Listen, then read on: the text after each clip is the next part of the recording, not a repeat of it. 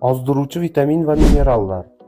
Levokarnitin yog'larni eritadi, qondagi xolesterin miqdorini kamaytiradi, kunduzi yoki trenirovkadan oldin ichiladi.